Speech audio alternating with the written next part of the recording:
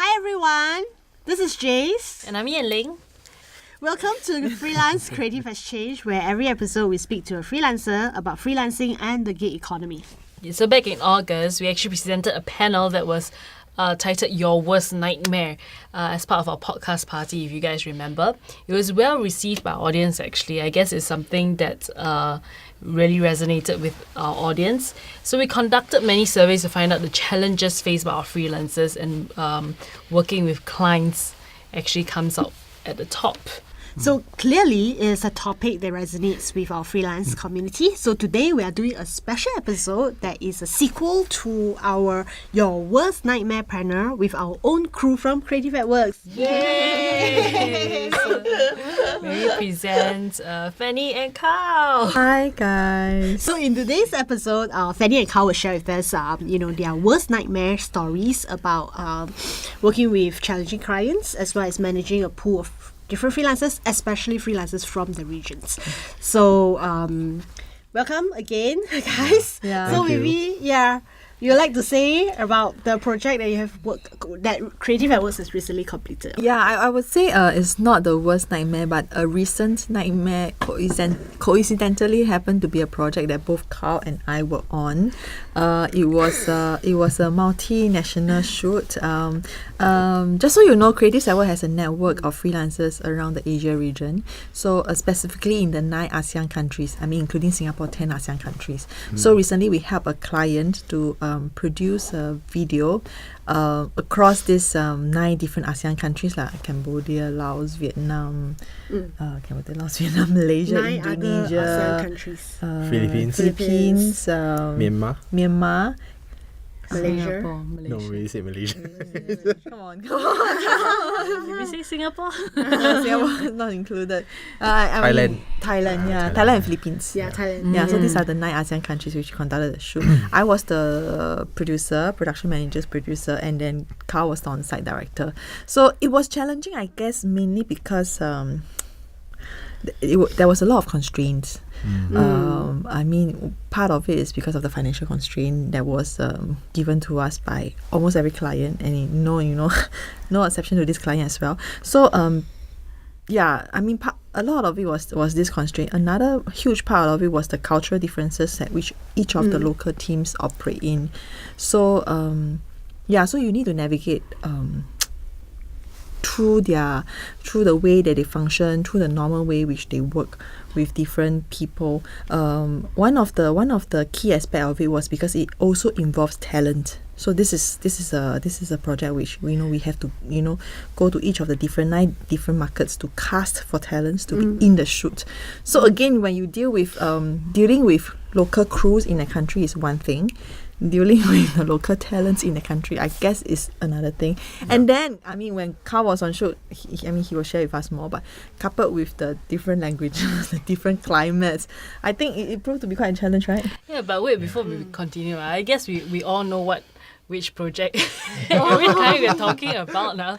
But for our audience who don't know exactly what it is, can you tell us roughly what it involved, or what we had to do for the project? First of all, it was a video shoot. So it was a video shoot. So all the talents in these 9 ASEAN countries have to perform the same song. So the video is supposed to showcase the unity and the collaboration of the 10 ASEAN countries, including Singapore. I think that video is for quite a high profile event that's going to take place. I think, of course, the emphasis or rather the importance is not really who is it, right, but really the processes. And because as CreativesAtWork, we are also increasingly noticed that a lot of the work now, or rather I would say part of the work now, need to be done in collaborations with somebody who is from another country, right? So it's the collaboration, working with your fellow freelancers from another country. I think those are some of the challenges that seems to be here to stay. Then how as a team we can actually work together, to overcome these challenges lah. So Fanny touched a bit about the different culture, in working with different freelancers from different regions, right? Language is a main issue because especially we are talking about the 9 ASEAN countries, even though we are so near to one another, right? Every one of them is within 7 hours of flight from Singapore,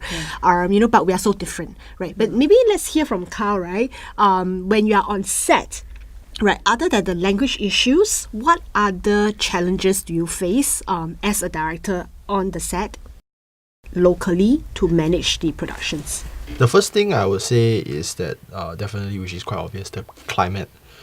Like the last country that I was in is Myanmar, and we went in at a very crucial state where the typhoon just passed by, but it was still raining. Basically, it rained for the whole shoot.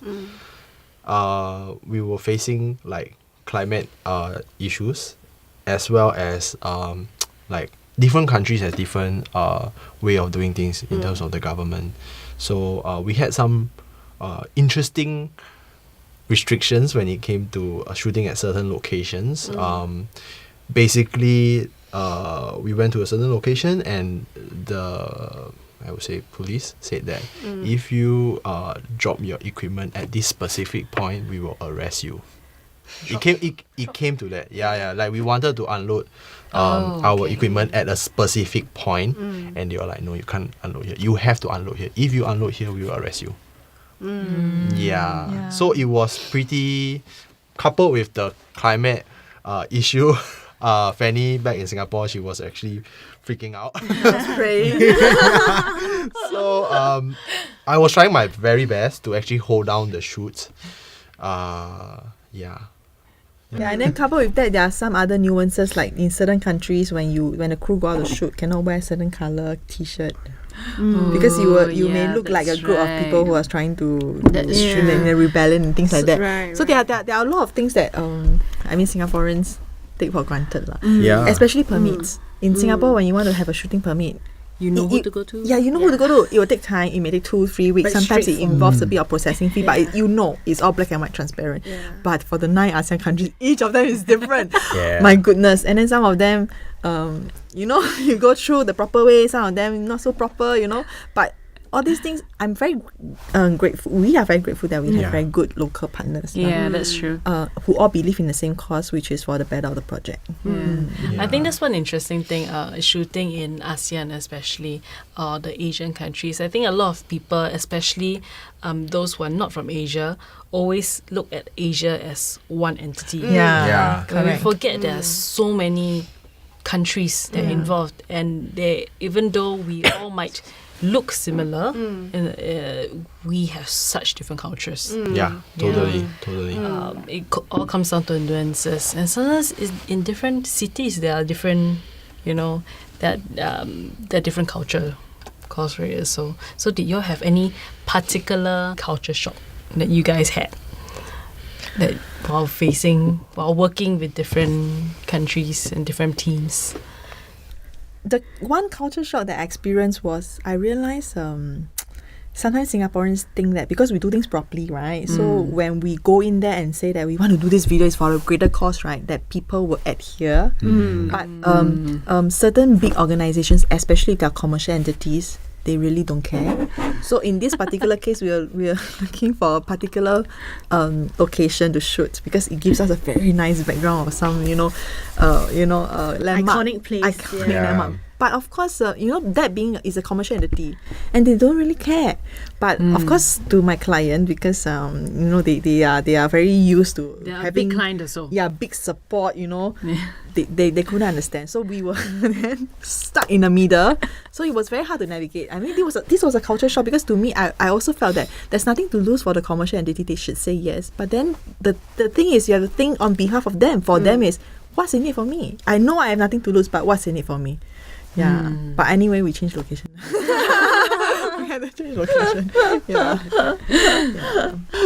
Yeah. So how do you try to manage this? I mean, for this particular project, because it actually not only spanned across 9 different ASEAN countries, I must say it also spanned across like 2 months, 3 months kind of thing. So in terms of the project management time, and then we are running a time constraint as well. So in this aspect, what do you think we could do better in terms of project management, both on the freelancers in the different countries as well as on the client? Is it expectation issue? You feel that, is it expectation issues, or, when managing a project of this scale, I think what should we do to, ensure that it might run, well, I'm not sure, but at least, it will run smoothly the next time?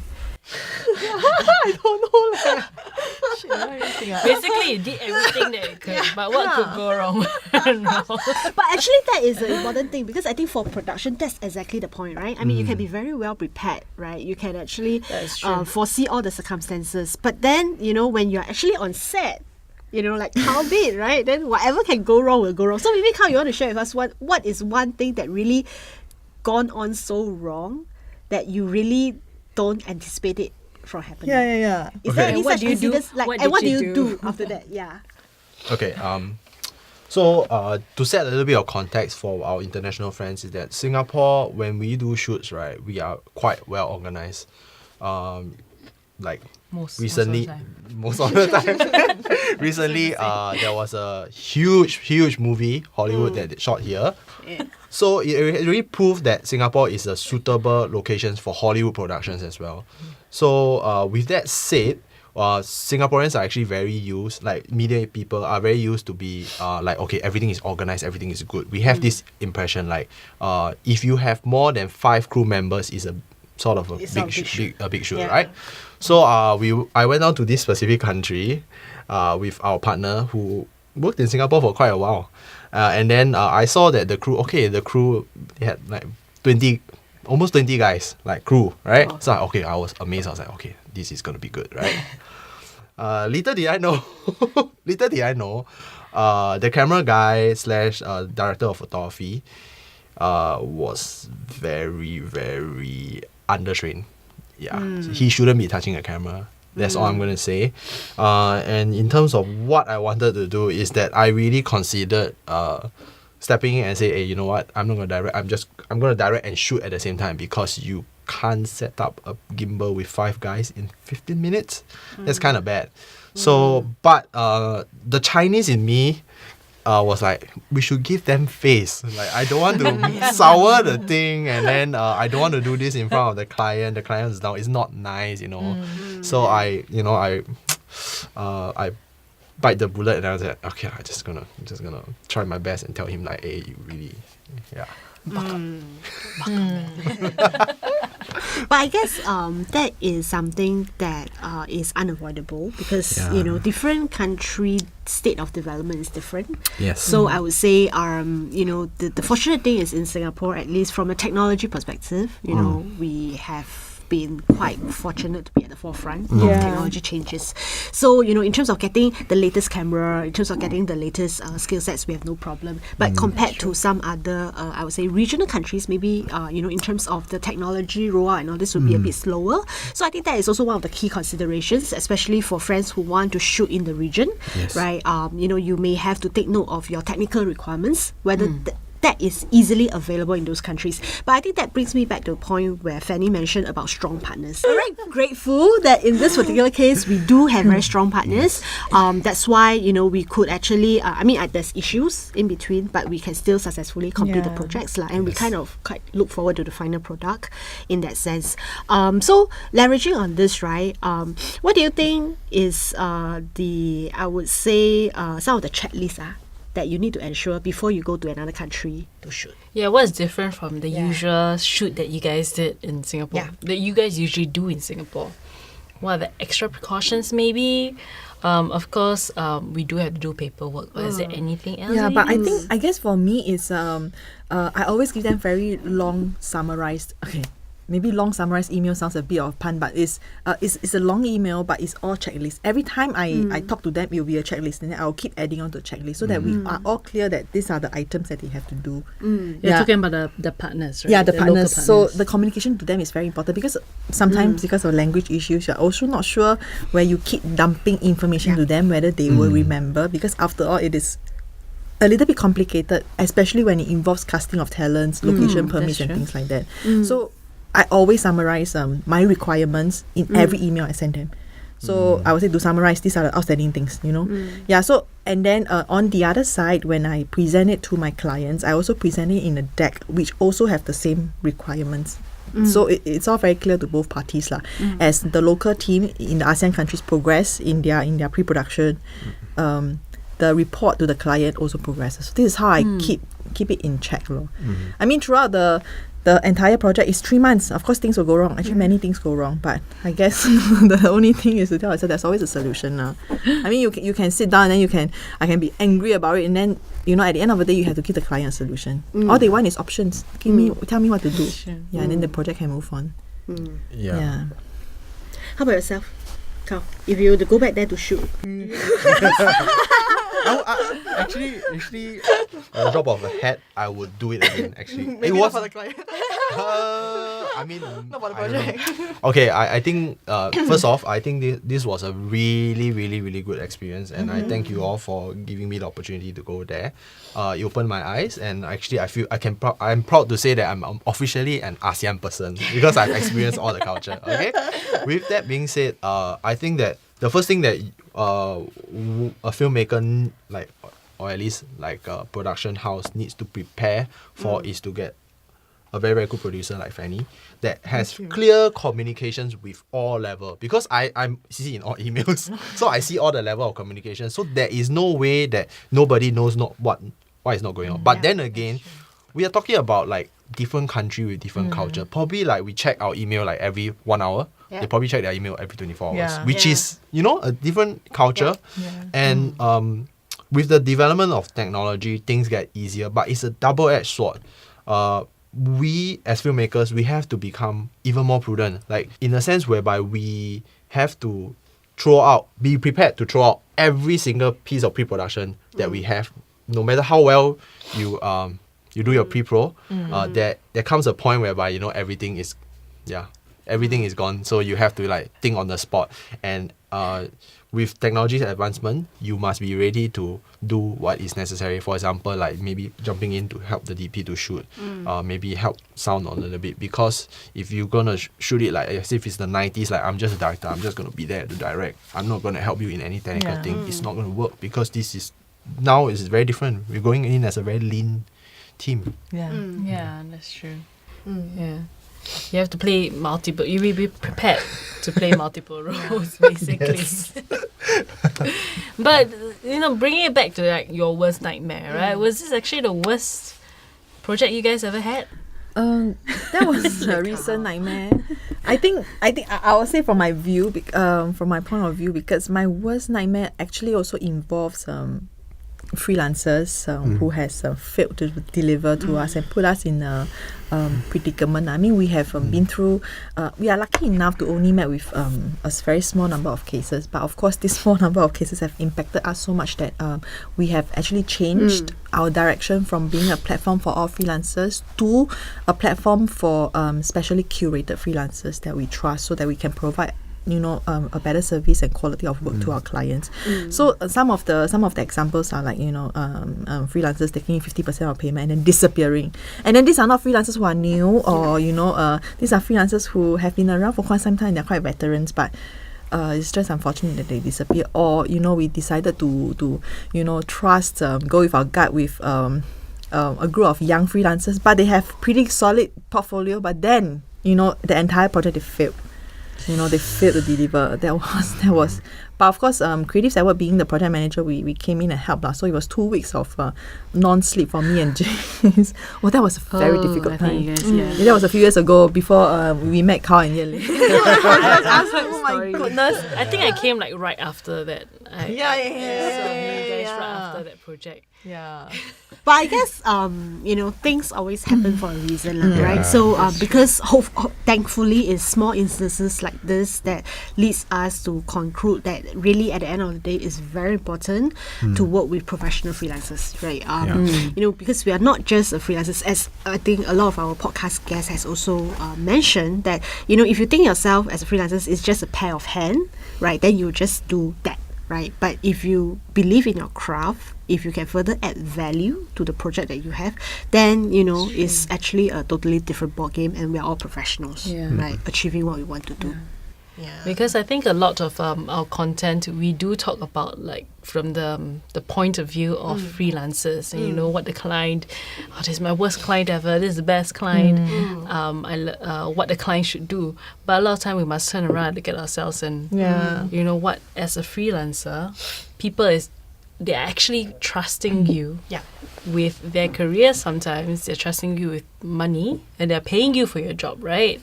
And we have to deliver to that standard. And being creative is what I like to say sometimes we are middlemen. Because there are some people who, some creatives who cannot talk to clients, some clients who cannot talk to creatives. And we have to come in and balance and mediate that conversation a lot of times. But it comes from both ends. There are black sheep at both sides of both sides of the coin. Yeah. But I think for all it's always communications lah. So like what Fanny mentioned, right? It's not just communicating to the freelancers, but it's also communicating and updates your client about what's happening and ensure that everybody is actually on the same page lah, right? In that sense. Yeah. So Kyle, maybe Fanny shared the worst nightmare. Yeah. And how about yourself? No worst nightmare? Oh, I have plenty. Give us some juicy details. Okay. I'm not gonna name any names, but this was actually pretty bad. I would say probably top 3. So when I was still studying in LaSalle, I got this gig from a friend of a friend. Spoiler alert, I'm gonna say that don't work with friend of a friend if possible, because the lines get blurred really, because it's a friend of a friend, so it's like, oh, can you do this little bit extra for my friend, because you're my friend. So don't try to avoid that. If you really have to do it, black and white.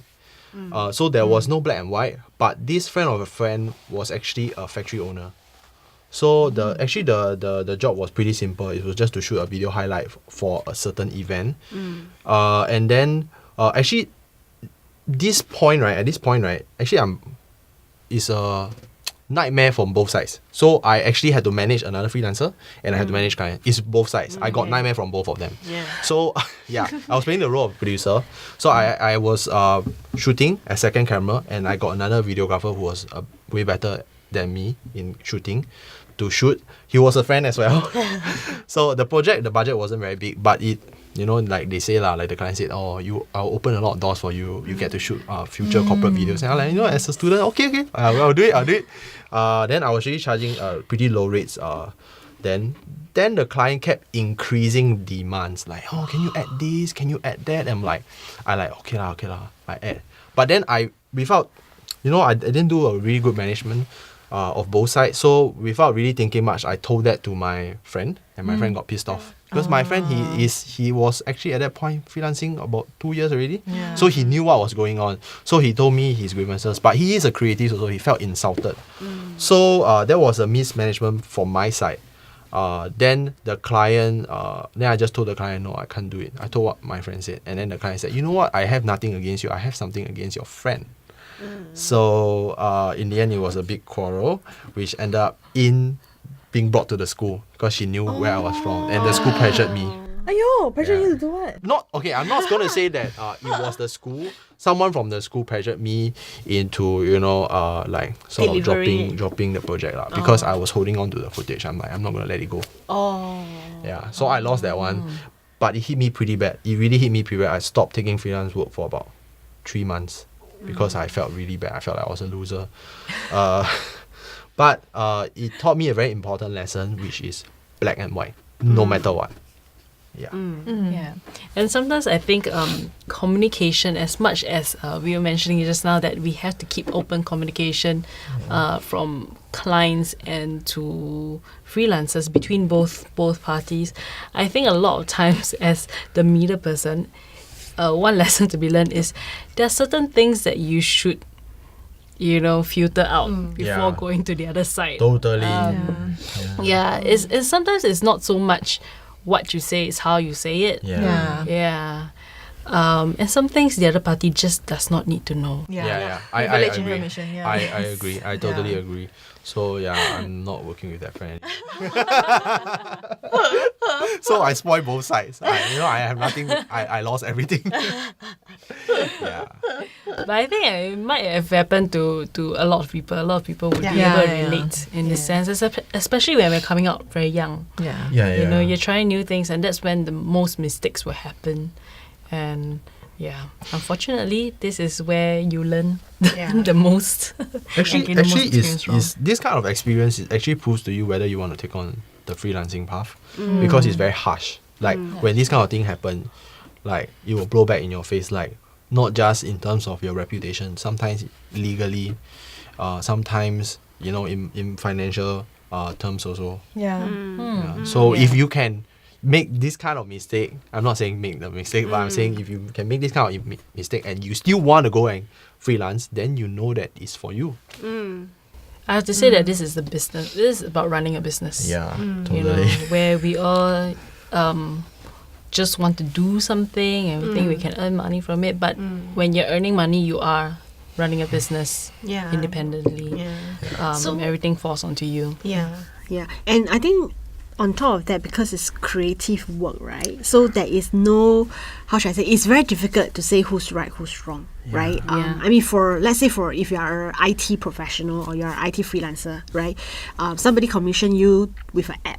If it works, it works lah. If it doesn't work, it doesn't work. So it's very clear, right? Whether you are delivering. But I think in terms of videos, for example, or even in terms of design, right? It's very difficult to argue. Okay, the client may say, I don't like it, right? But the freelancer is, I already done it. Then how? So it's even more difficult to actually say who's right, who's wrong. So like what Kyle mentioned, right? You not only need to have contract, but you actually have to really sit down and think about the specifications. Right? Like break down your project into milestones. Correct. So what we do is, for example, a video project is pretty hard because it jumps from a script to a storyboard to a video. It's very hard. But in certain cases, like if you do 3D animation, it's easy because you start off with a script and then you go to some preview frames, and then after you go to some 3D static, and then you go to 3D animation. So but there are still ways. If you break it down your steps into different milestones, and then at each milestone you ask your client to sign off, actually that will help to prevent such problems. At least mitigate the disagreement that's going to happen at the end of the day. So for example, going back to Kyle's stories, right? So if the client keep adding on, so at least if you have the specification, say, I only agree to 2 days of shoot for this price, right? So if you want to add on, you have to pay, right? And then But of course the good thing now is because I think back then compared, the freelance scene has changed a fair bit now with NTUC, RMDA coming in, right? So and at least there's a dispute resolutions, right, or a dispute channel that freelancers can refer to, which is through mediation. So at least those are the channel that you can refer to, right, where you can get a third party to then come in and assess the situations. But of course I must say more need to be done right, in both aspects. But again, for bigger budget project, project management is always key. So finding the right person who can manage the project is very important. Totally. So like us. Manage our project. and with this particular project, we have already proved the worth of our partner, in that sense, right? Or our network in ASEAN region. So if there's any overseas shoot, So I think that is interesting for us as well. But going back to the region, do you think that there'll be more work that will involve shooting in other regions? I think there's this value where people come to Singapore still because Singaporeans are known to be very trustworthy. You come to Singapore because there's a reason why people still treat Singapore as a gateway to the rest of Asia, because they know that when they come here, at least there's governance. There's very like you said, there's a proper way in which we do things. You know, even though it's going to take time, you know it's going to go through the proper channels, and you know what to expect. You know who to look for. So having the experience in terms of working in projects that involve ASEAN, right? What other project do you think that you might want to do with ASEAN again?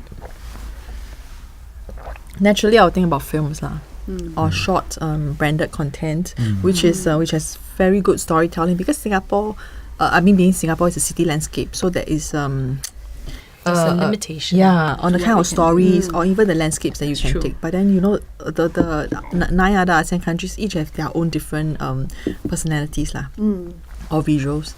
So naturally that's one thing that I can think of.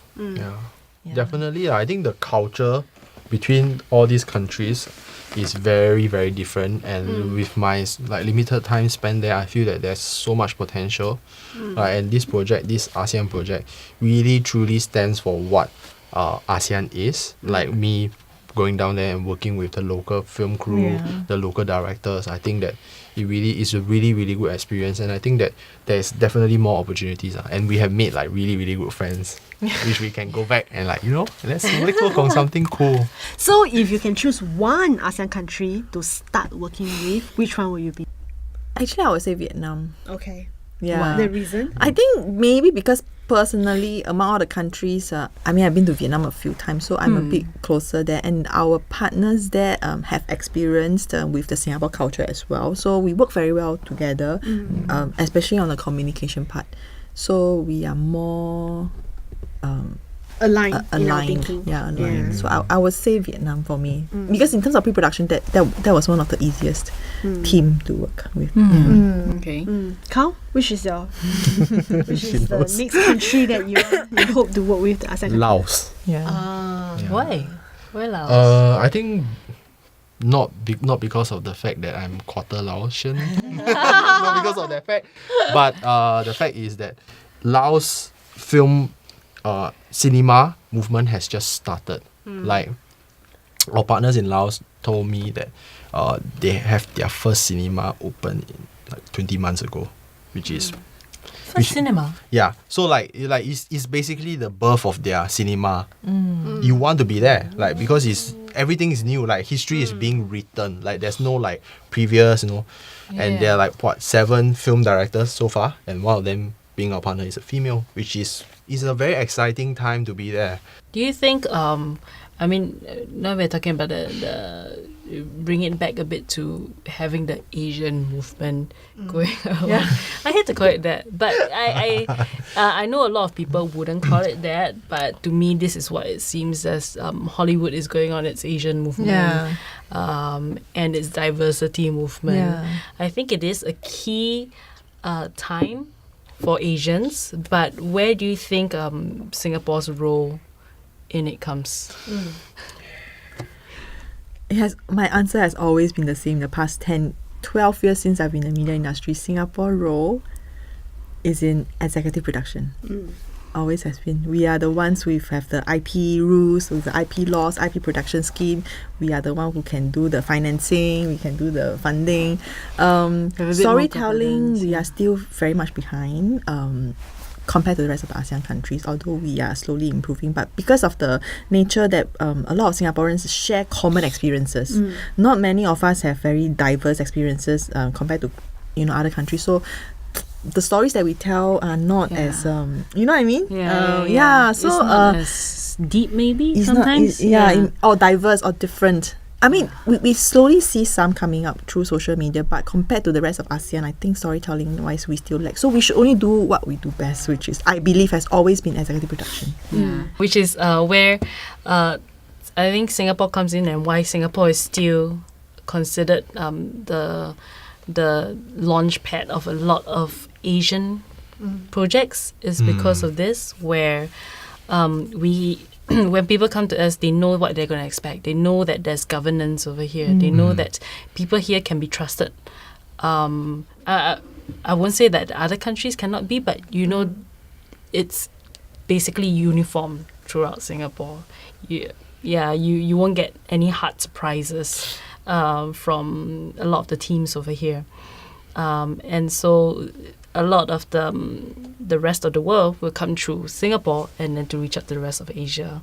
Yeah, so I guess that's where, we still have that place. I think jumping on what Fanny said, I totally agree with her. I think that Singapore can play the role of executive producer. But on top of that, right, because that we are a gateway to the East and the West, our role is sort of diluted our identity. Therefore, like Singaporean storytellers are not that diverse. But slowly we are finding out our nationality. After all, we are just a 50-year-old nation. So there's so much more to learn, like as compared to other countries.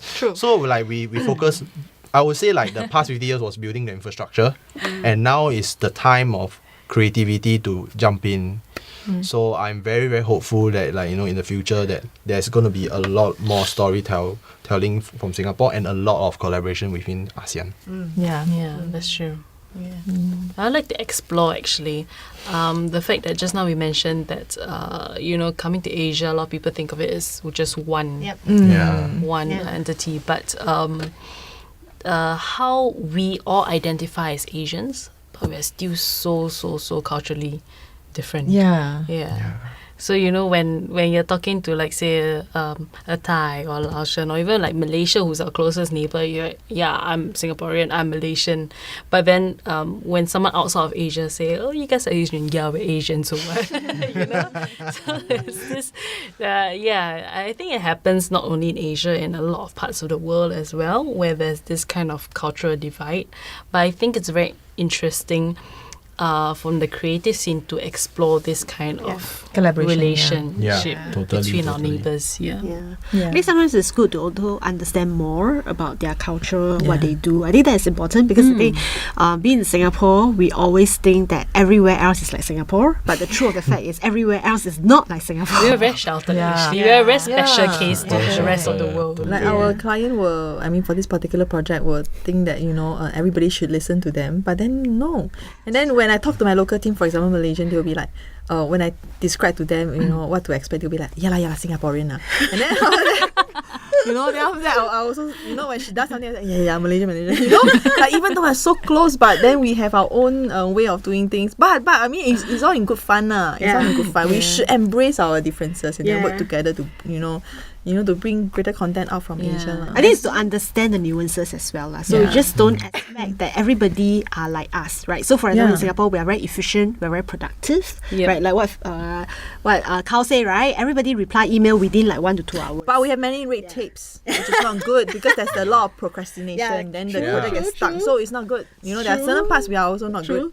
But when it comes to the other countries, so to them it's like not replying your email within 24 hours is fair. Right? They are not expected to respond to you within that time frame as you have expect. I think the pace in Singapore is a bit fast for certain things. Certain areas. But in other, in some culture, that is not culturally what I think it's a priority as well.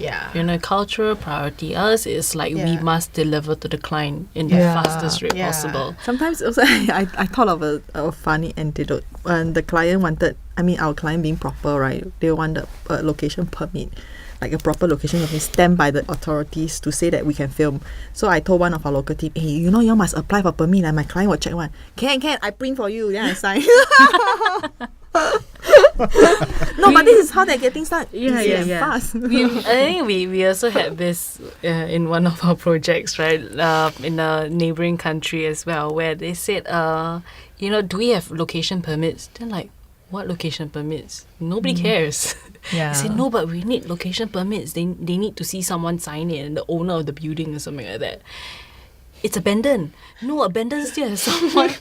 There's someone who owns an abandoned building. It's just not being taken care of. There's no one. No one will come and... So did they print and sign themselves? I don't know. I got a permit. I got a permit, I have to say. They told me it was a permit.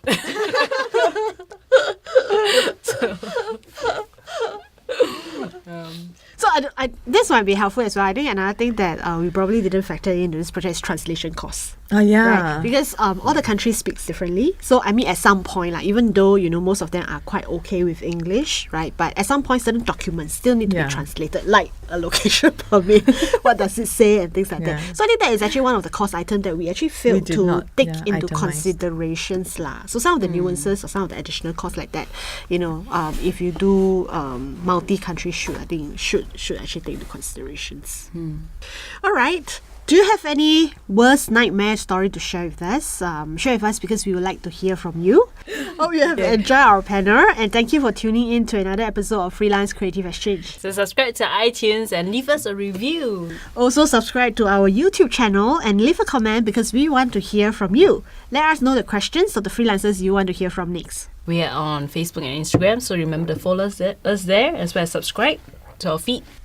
Join us next time for a brand new episode of Freelance Creative Exchange. Until then, bye.